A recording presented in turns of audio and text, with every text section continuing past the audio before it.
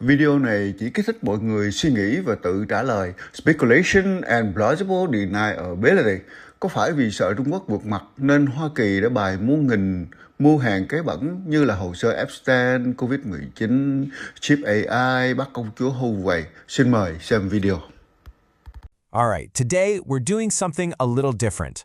We're not just looking at a story, we're looking at the recipe for one. Think of it like a blueprint for building a narrative that's designed to go viral, to really grab people and shape how they see things. So let's get right into it. So, this question you're looking at, it's pretty intense, right? But here's the thing, it's not our question. This is the heart of our source material for today. It's actually the hook from a detailed prompt, a set of instructions really, on how to create a viral video based on a conspiracy theory. This right here is the engine. It's built to hook you from the absolute get-go. Okay, so I want to be super clear about something. Our goal here isn't to get into a debate about whether any of this is true. Nope. Instead, we're going to be like, I don't know, architects looking at a blueprint. We're focusing completely on the how. You know, the techniques, the structure, the psychology behind it all. We're using this prompt as a case study to see how a really persuasive narrative gets built from the ground up. You know, any good building needs a solid foundation, right? Well, it's the same for an argument like this. And according to this blueprint, the whole thing is built on 4 key pillars. These aren't just random events. They are very specific, very emotionally charged moments that are meant to hold up the entire theory. So pillar number 1, the Epstein affair. Now what's fascinating is how the source material tells the creator to frame this. It's not about the crime, it's not about the victims or justice. The instruction is to present it as a political weapon, a kind of tool used to, overthrow rivals. Right away that changes the whole feel. It's not a crime story anymore, it's a high-stakes political thriller. Okay, next up, pillar 2, the COVID-19 pandemic. And again, look at the angle. The prompt says to ignore the global health crisis part and zoom right in on the controversy about where the virus came from. And it doesn't just ask questions, it suggests a motive. It's framed as a deliberate attack meant to weaken China's economy. So just like that, a massive public health event is turned into a move on an economic chessboard. And then we have pillar number 3, the AI chip ban. Now this is a super complex topic, right? Trade policy, national security, but the blueprint simplifies it. It tells the creator to frame it as a direct, aggressive attack, something designed specifically to stop China's AI development. The story it wants to tell is all about deliberate suppression. And that brings us to the 4th and final pillar, the arrest of Huawei CFO. According to the blueprint, this one is meant to feel like the most direct hit.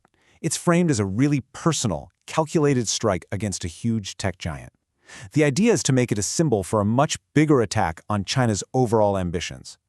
So, you've got these 4 big, separate events. Now what? Well, this is the next step in the recipe. The prompt gives the creator this one single question to tie it all together. It's the thread that weaves these 4 very different stories into one big narrative with a single, clear motive: the U.S. trying to maintain its power. Okay, so we've looked at the what, the 4 main points of the argument. But a really persuasive story, it's about more than just the information, right? It's about the feeling. And this is where it gets really interesting, because now we're going to look at the very specific cinematic instructions the prompt gives. Before we go on, let's just quickly talk about a key idea here, which is narrative framing. It sounds technical, but it's pretty simple. It's basically the art of telling a story in a very specific way to guide the audience toward a certain conclusion. And honestly, this prompt we're looking at, it's like a masterclass in how to do it. And I mean, just look at how detailed this recipe gets. It's not just make a video.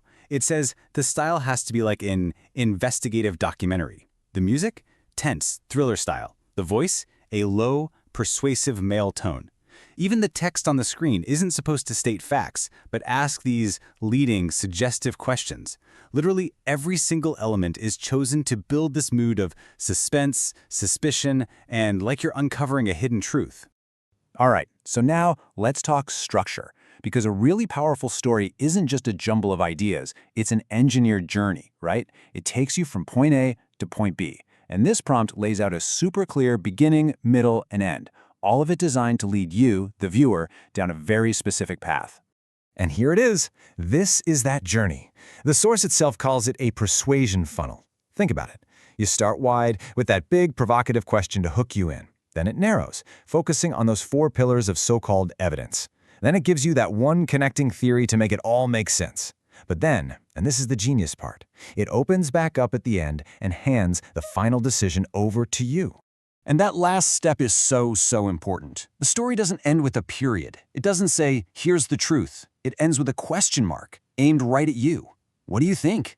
That's such a powerful move. It's a call to action. It pulls you in, makes you feel like you're part of the investigation, and it's practically begging you to jump in the comments and share your thoughts. Now this is just brilliant from a persuasion standpoint. You've got two things working together. On one hand, you have that final question, which is pure provocation. It's designed to get a reaction, to get people talking and sharing. But on the other hand, the prompt tells the creator to put in a little disclaimer. Hey, this is just a theory. And that creates this perfect little sweet spot. It's juicy enough to feel like you're in on a secret, but it gives the creator total plausible deniability. It's basically having your cake and eating it too. Okay, so we've taken this whole blueprint apart piece by piece. What have we learned? What are the big takeaways here? How are these incredibly compelling viral stories actually put together? I think the most important thing to see is this. The real power of the story that this prompt creates, it doesn't really come from hard verifiable facts. It comes from a really effective formula. You take an emotional hook, you add some carefully selected and framed evidence, and then you wrap it all up in this professional, cinematic package that just screams authority. And that kind of leaves us with one last thing to think about. This whole breakdown has been about the how, right? And once you see the blueprint, once you know the ingredients in the recipe, it kind of forces you to look at things differently. So maybe the next time you come across a story online that feels a little too neat, a little too perfect, just pause for a second and ask yourself, how is the way this story is being told actually shaping what I'm beginning to believe?